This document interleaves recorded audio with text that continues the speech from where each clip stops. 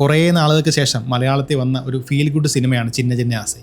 ഈ ത്രില്ലറുകളും കൊലപാതകവും കുറ്റാന്വേഷണവും ഒക്കെ ആയിട്ട് ഡാർക്ക് അടിച്ചുന്ന മലയാള സിനിമയിലേക്ക് വന്നൊരു ചെറിയ സമാധാനമാണ് സിനിമ.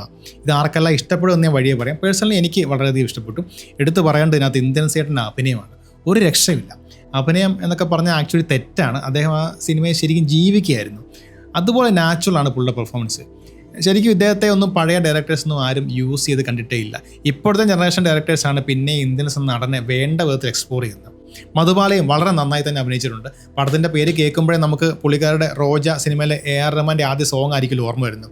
അങ്ങനെ റോജയും യോദ്ധയും ഒക്കെ കണ്ടുകൊണ്ടാവാം അഭിനയത്തിൽ കാലം മാറിയതിൻ്റെ കാര്യമായ വ്യത്യാസമുണ്ട്. ചില സീനുകൾ കാണുമ്പോൾ നമുക്ക് ആ ഫ്ലെക്സിബിലിറ്റി കുറച്ച് മാറിയത് മനസ്സിലാവും. പക്ഷേ ഈ സിനിമയുടെ പ്ലോട്ടിനും ക്യാരക്ടേഴ്സിനും ഒക്കെ ചേരുന്ന രീതിയിൽ തന്നെ ഒരു ഒഴുക്കി പോകുന്ന നല്ല പെർഫോമൻസ് തന്നെയാണ് മധുബാലയും ചെയ്തിരിക്കുന്നത്.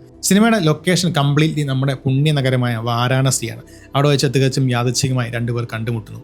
റിട്ടയർഡ് സ്കൂൾ അധ്യാപകനായ മാധവൻ മാഷും തമിഴ്നാട്ടിൽ നിന്ന് തീർത്ഥയാത്രയ്ക്ക് എത്തിയ ലീലയും. ഒരു പകൽ മുഴുവൻ അവർ നഗരത്തിലൂടെ ഒരുമിച്ച് യാത്ര ചെയ്യുകയാണ്. ആ യാത്ര അവരുടെ ജീവിതത്തെ എങ്ങനെയാണ് മാറ്റിമറിക്കുന്നത് എന്നാണ് ഈ സിനിമ നമ്മളോട് പറയുന്നത്. കാശി, അതായത് വാരാണസി എന്ന ലൊക്കേഷനും സിനിമയിലെ ഒരു മെയിൻ ക്യാരക്ടറാണ്. ഓപ്പറേഷൻ ജാവയും ബേബികളും ഒക്കെ ചെയ്ത ഫായി സിദ്ദിഖാണ് ക്യാമറ ചെയ്തിരിക്കുന്നത്. വാരണാസി എത്രയധികം സൗന്ദര്യത്തോടെ ആഴത്തിലും പകർത്തിയ സിനിമകൾ ഈ അടുത്ത കാലത്ത് കുറവാണെന്ന് തന്നെ പറയാം. ഗംഗാ നദിയും ഇടുങ്ങിയ തെരുവുകളും അവിടുത്തെ ജീവിതമെല്ലാം ഒപ്പിയെടുത്തത് വളരെ സ്വാഭാവികമാണ്.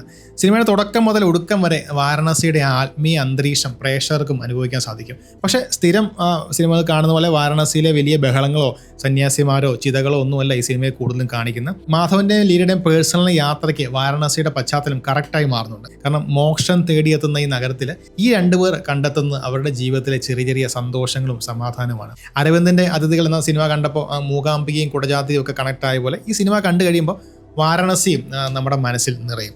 സിനിമയുടെ കഥ വളരെ ലളിതമാണ്. കഴിഞ്ഞ കാലത്തിൻ്റെ ഭാരങ്ങളിൽ നിന്നും ഏകാന്തതയിൽ നിന്നും ഒക്കെ ഉള്ളിലടക്കി വെച്ച ദുഃഖങ്ങളിൽ നിന്നും ജീവിച്ചിരിക്കുമ്പോൾ തന്നെ കിട്ടുന്ന ഒരു റിലീഫാണ് സിനിമയിൽ ഒരു തരത്തിൽ പറഞ്ഞു പോകുന്നത്.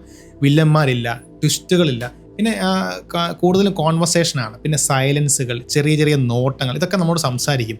ശരിക്കും പറഞ്ഞാൽ ഒരു നല്ല പുസ്തകം വായിക്കുന്ന പോലെയോ ഇഷ്ടമുള്ള സ്ഥലത്തേക്ക് യാത്ര ചെയ്യുന്ന പോലെയൊക്കെയുള്ള ഒരു സ്ലോ ആൻഡ് ഇമോഷണൽ ഫീലാണ് ഈ സിനിമ മൊത്തം കൊണ്ടുവന്നത്. 96 മെയ്യഴകൻ പോലുള്ള സിനിമകളിലൊക്കെ നമ്മൾ ഇങ്ങനെയുള്ള സിറ്റുവേഷൻസ് കുറേ കണ്ടതാണ്.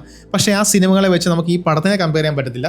ആ ഒരു ട്രീറ്റ്മെൻറ്റ് തന്നെയാണ് ഇവിടെയും പിടിക്കാൻ നോക്കിയിട്ടുള്ളതെന്ന് നമുക്ക് തോന്നുന്നു. അഭിനയത്തിൻ്റെ കാര്യം പറഞ്ഞ പോലെ മെയിൻ കഥാപാത്രങ്ങളെ കൂടാതെ ഈ സിനിമയിൽ വന്നു പോകുന്നവരെല്ലാം തന്നെ വളരെ നന്നായി അഭിനയിച്ചിട്ടുണ്ട്. അപർണ ബാലമുരളി, വിക്രം സിനിമയിലൊക്കെ ഉണ്ടായിരുന്ന ജാഫർ, അതുപോലെ വിഷ്ണു അഗസ്ത്യ, ഇവരൊക്കെ വളരെ നന്നായി അഭിനയിച്ചിട്ടുണ്ട്. പിന്നെ ഏറ്റവും എടുത്തു പറയേണ്ട സിനിമയുടെ ആത്മാവ് എന്ന് പറയുന്നത് ഈ സിനിമയുടെ മ്യൂസിക്കാണ്, അല്ലെങ്കിൽ ഗോവിന്ദ് വസന്തയാണെന്ന് പറയേണ്ടി വരും. കാരണം അതിന് പ്രത്യേകിച്ച് ഒരു ഇൻട്രൊഡക്ഷൻ്റെ ആവശ്യമില്ലല്ലോ. 96 പോലെ അല്ലെങ്കിൽ മെയ്യഴകം പോലെ ആ സിനിമയുടെ വൈകാരികതയെ ടച്ച് ചെയ്യുന്ന മ്യൂസിക്കാണ് ഈ സിനിമയിലും.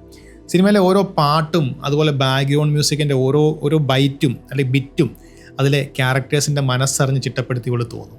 ചിന്മയി പാടിയ കനവാണത്, അതുപോലെ അഭിജിത്ത് കൊല്ലകുമാർ പാടിയ കരകവിയാതെ തുടങ്ങിയ ഗാനങ്ങൾ സിനിമ കണ്ടു കഴിഞ്ഞാൽ നമ്മുടെ കൂടെ ഇങ്ങി പോരും. പ്രത്യേകിച്ച് ഒരു കഥക് സോങ് ഉണ്ട്. ആ കഥക് സോങ് ഒക്കെ നമ്മളെ വേറൊരു ലോകത്തേക്ക് എത്തിക്കും. നെഗറ്റീവ് പറയുകയാണെങ്കിൽ സിനിമ 2 മണിക്കൂറിൽ കൂടുതൽ ഉള്ളതുകൊണ്ട് ലാഗ് ഉണ്ടെന്ന് പറയുന്നവരുണ്ട്. അതുപോലെ ക്ലൈമാക്സിനെ കുറിച്ച് പലർക്കും പല അഭിപ്രായമാണ്. കാരണം കുറച്ചുകൂടെ വ്യത്യസ്തത വേണമായിരുന്നു, പ്രെഡിക്റ്റബിൾ ആയിപ്പോയി, എന്തെങ്കിലും എന്നൊക്കെ പറഞ്ഞ് പല ആളുകളും പല അഭിപ്രായം പറയാറുണ്ട്.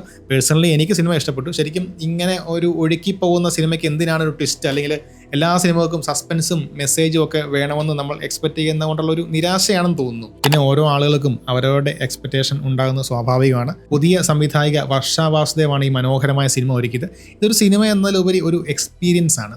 അമിത നാടകീയതയോ അതിഭാഗത്വവും ഇല്ലാതെ വളരെ ലളിതമായി എന്നാൽ ആഴത്തിൽ തൊടുന്ന ഒരു കലാസൃഷ്ടി. ഇന്ദ്രൻസിൻ്റെയും മധുബാലയുടെയും അവിസ്മരണീയമായ പ്രകടനങ്ങൾ, ഗോവിന്ദ് വസന്തയുടെ ഹൃദയത്തിൽ തൊടുന്ന സംഗീതം, അതുപോലെ വാരണാസിയുടെ മനോഹരമായ ഫ്രെയിമുകൾ, ഇവയെല്ലാം ഈ സിനിമയെ മികച്ച ഒരു അനുഭവമാക്കി മാറ്റുന്നു. ജീവിതത്തിൽ നാം കണ്ടുമുട്ടുന്ന ഓരോ വ്യക്തിക്കും ഓരോ ലക്ഷ്യമുണ്ടെന്ന് ഈ സിനിമ നമ്മളെ ഓർമ്മിപ്പിക്കുന്നു. ചിലപ്പോൾ ഒരു ദിവസമോ ഒരു മണിക്കൂറോ അല്ലെങ്കിൽ ഒരു നിമിഷമോ ഒക്കെ നീണ്ടു നിൽക്കുന്ന കണ്ടുമുട്ടൽ മതിയാകും നമ്മുടെ ജീവിതത്തെയൊക്കെ മാറ്റിമറിക്കാം. അത്തരം കണ്ടുമുട്ടലുകളും ചെറിയ ചെറിയ ആഗ്രഹങ്ങളും നെഞ്ചോട് ചേർത്ത് പിടിക്കാൻ ഈ സിനിമ നമ്മളെ പ്രേരിപ്പിക്കുന്നു. ഒരുപക്ഷെ അതുകൊണ്ടായിരിക്കാം ചിന്ന ചിന്ന ആസയെ കണ്ടിറങ്ങുമ്പോൾ നമ്മുടെ ഉള്ളിൽ ഒരു സങ്കടവും ഒപ്പം ചെറിയൊരു പുഞ്ചിരിയും ബാക്കിയാവുന്നുണ്ട്. ചിന്ന ചിന്ന ആസയെക്കുറിച്ച് നിങ്ങളുടെ അഭിപ്രായങ്ങൾ കമൻറ്റ് ചെയ്യുക. വീഡിയോ ഇഷ്ടപ്പെട്ട ലൈക്ക് ചെയ്യുക, സബ്സ്ക്രൈബ് ചെയ്യുക. വീണ്ടും കാണാം. Thank you.